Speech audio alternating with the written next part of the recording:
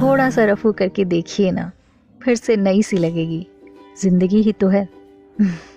वाह, क्या खूब लिखा है गुलजार साहब ने।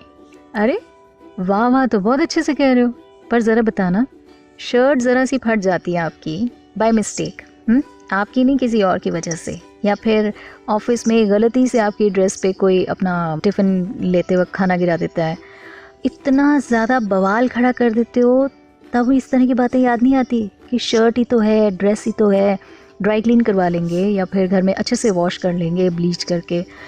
लोग सोचिए अपनी ज़िंदगी रफू करने की बात करते हैं, ज़िंदगी मतलब ज़िंदगी रफू की, और हमें मौका मिल जाता है कि हम उसी मोमेंट पर स्टकअप ना होएं, ना ही अपने आप को डिप्रेशन में लेकर जाएं और आगे बढ़ जाएं।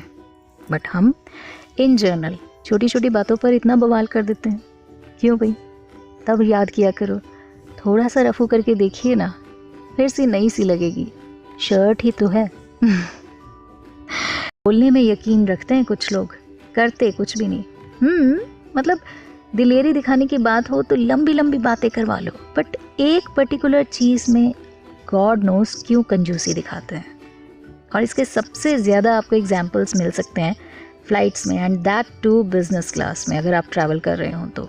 मे बी इसका एक रीज़न ये भी हो सकता है कि जैसे जैसे आपकी पोजीशन हायर होती जाती है, तो वैसे अगर आप अपने आप को रिजर्व रखें तो you will be able to manage your team better. But कहीं ना कहीं वो एक्सप्रेशंस दिखाने के चक्कर में आप सामने वाले इंसान को यही दिखाते हो कि सारी की सारी कंपनी का जो बर्डन है ना, आप ही के कंधों पर है। हाँ, तभी तो ज़रा निक्की जी भी स्माइल नहीं दिखती है चेहरे पर। वेल, काम के चलते ना अक्सर जब इस तरह के लोग बिजनेस क्लास में ट्रैवल करते हैं तो एकदम ज़ीरो एक्सप्रेशंस इनके फेसेस पर।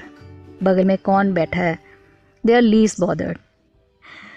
कुल मिला के आपसे इतनी लंबी चौड़ी बात करने का मकसद ये कि अगर रोज़मर्रा की ज़िंदगी में छोटे छोटे मोमेंट्स में अगर हम अपने आसपास जो लोग हैं उनसे हम हाय हेलो कर लें, उनसे थोड़ी सी बात कर लें, स्माइल दे दें, तो क्या हो जाएगा? एक्स्ट्रा टैक्स तो नहीं लग जाता ना, एक्स्ट्रा जीएसटी तो नहीं लगता इन चीज़ों पर। हाँ, लेकिन हाँ, वो मोमेंट ज़रूर खुशगवार हो जाता है। एक्टिंग करने के बारे में वैसे क्या विचार चलता है आपका?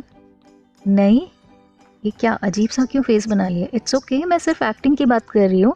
या फिर अगर कोई आपसे इस तरह का सवाल पूछता है तो आप पलट के ये कह देते हो, एक्टिंग का ना मुझे ए भी नहीं आता, गुड और बैड की तो बात की बात है। बट आप पूरी तरह से गलत हो। एक छोटे से एग्जाम्पल से बताऊँ, दिन भर में हम कितने फेसेस बनाते हैं, कितने मुखौटे पहनते हैं, हमें खुद भी अंदाज़ा नहीं रहता।